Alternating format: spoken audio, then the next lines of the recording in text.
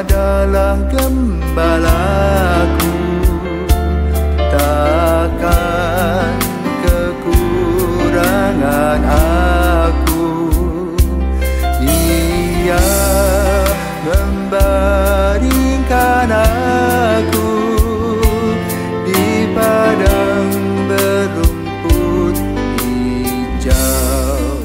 Saudara yang terkasih di dalam Kristus, selamat pagi. Salam jumpa lagi dalam Sabda Siap Saji. Selasa 7 November 2023, hari biasa, pekan biasa ke-31.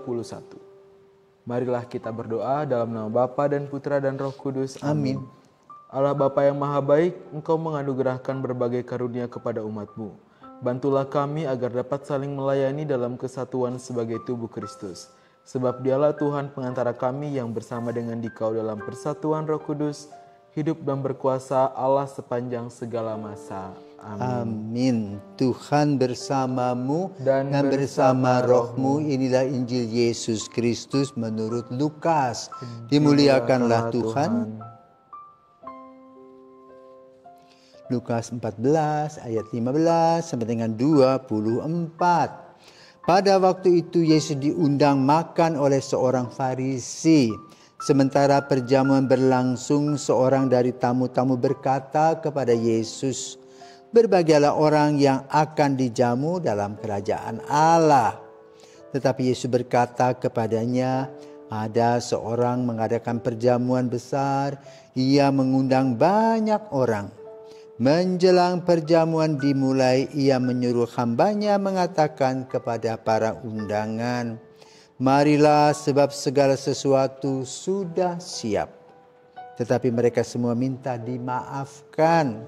Yang pertama berkata, 'Aku baru membeli ladang dan harus pergi melihatnya.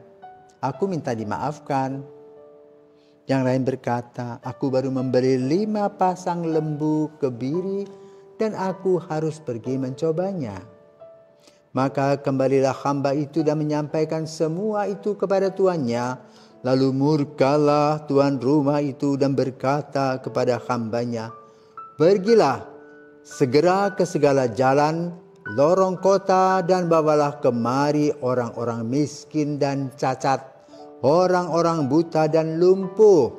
Kemudian hamba itu melaporkan, 'Tuan, apa yang Tuan perintahkan sudah dilaksanakan. Sekalipun demikian masih ada tempat.' Maka Tuan itu berkata, 'Pergilah ke semua jalan dan persimpangan dan paksalah orang-orang yang ada di situ masuk, karena rumahku harus penuh. Sebab aku berkata kepadamu, tidak ada seorang pun daripada undangan itu akan menikmati jamuanku.' Demikianlah sabda Tuhan. Terpujilah Kristus." Baik, terima kasih Romo. Selamat pagi Romo. Romo, saya ingin bertanya, dalam kehidupan panggilan kita ini Romo, sebenarnya yang menjadi tantangan atau halangan terbesar kita untuk menjalani panggilan itu apa sih Romo? Oke, selamat pagi para Pisawan dan Leon. Pagi Romo. Hari ini Injil memfokuskan pada gambaran kerajaan Allah yang digambarkan dengan adanya perjamuan. Kita setiap hari makan berapa kali? 3 kali Romo. Makan pagi, siang, malam. Kadang-kadang kita pesta ya. Kalau pesta apa yang dibuat? Potong babi, potong ayam, lalu anak-anak sudah tahu mendengar babi kuek kuek kuek kuek. Sudah, ayah ini dia, sore kita makan enak, kan begitu. Dan tentu sudah hitung-hitung, ya, teng langsung lari cepat-cepat, ya, masuk kamar makan, berdoa, ambil semua penganan, sunyi senyap, ya, menikmati. Itu yang normal. Itu kan gambaran yang kita biasa lakukan, ya. Tetapi yang dimaksudkan Yesus itu kerajaan Allah ini seperti hidup, ya. Hidup kita ini kan bervariasi. Ya, makan pun sama toh. Coba kamu dikasih makan tiap hari ayam goreng yang sama. Apa yang kamu lakukan? Apa yang kamu rasakan? Bosan. Bosan. Padahalnya ayam loh. Enggak, bosan. Manusia itu begitu bosan. Ya. Ditawarkan oleh Yesus jalan keselamatan, bosan. Kenapa? Terikat. Kalau bebas-bebas mau buat apa saja manusia mau lakukan. Tapi kalau pakai syarat-syarat, enggak mau. Maka dalam mengikuti Kristus ada persyaratan. Apa persyaratannya? 1, bertobat.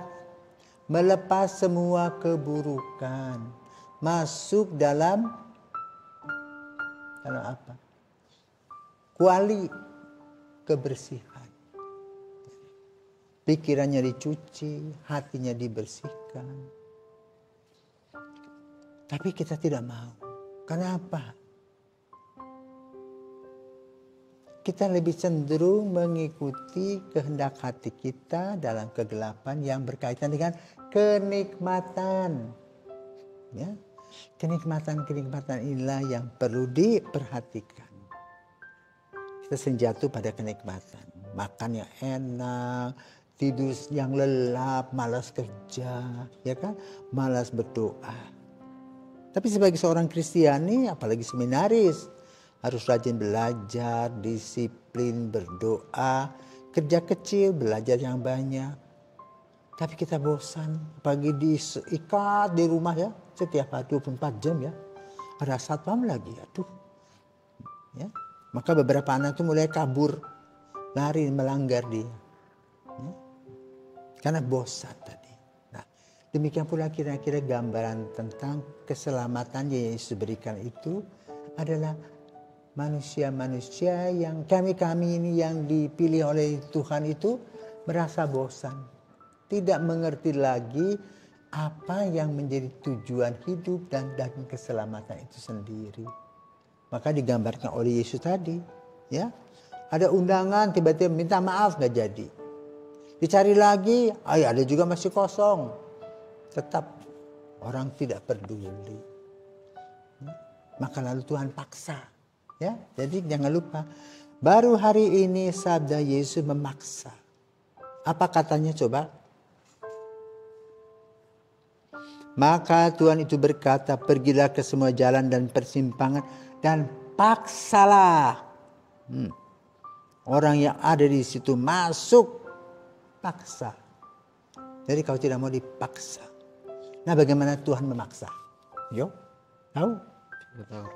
Entah melalui kecelakaan, kaget-kaget. Ya. Jadi kalau memang nggak mau, Tuhan tuh dengan caranya. Ya, paksa. Kenapa? Tuhan tidak mau apa yang Tuhan lakukan dan buat itu sia-sia. Tuhan sudah menciptakan kita, memberi kita kesempatan. Lalu dalam kehidupan kita juga tahu apa yang disebut dengan tantangan, kekuatan, kelemahan, peluang, tahu. Tapi lalu untuk masuk kerajaan Allah digambarkan sebagai jalan yang sempit itu susah. Ya. Dan kita lebih suka tinggal di luar dengan bahaya-bahaya yang besar. Maka Tuhan paksa masuk.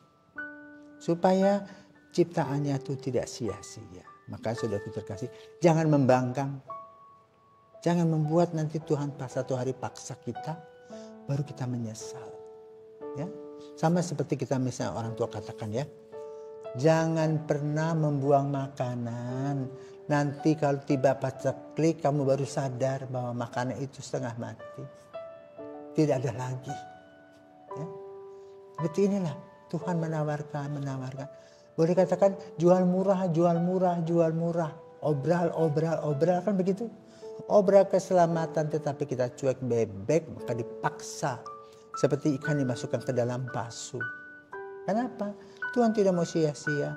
Tuhan tidak mau anak-anak atau orang yang diciptakan itu jatuh dalam kegelapan. Inilah kunci Injil pada hari ini. Tuhan paksa pada waktunya. Kalau kita bandel, ya, maka lalu lebih terhormat kalau kita itu gunakan akal budi kita yang sehat dengan nalar iman kita. bahwa kita diciptakan oleh Tuhan, kita harus bersyukur kepadanya. Lalu rasa syukur itu diungkapkan dengan praktek hidup dengan teman-teman, saling bahu-membahu, bantu-membantu. Dan itu akan mendapat hadiah kebahagiaan, bukan kepongahan. Semoga kita boleh diberkati untuk mendapatkan kebahagiaan. Selamat pagi, sampai jumpa lagi.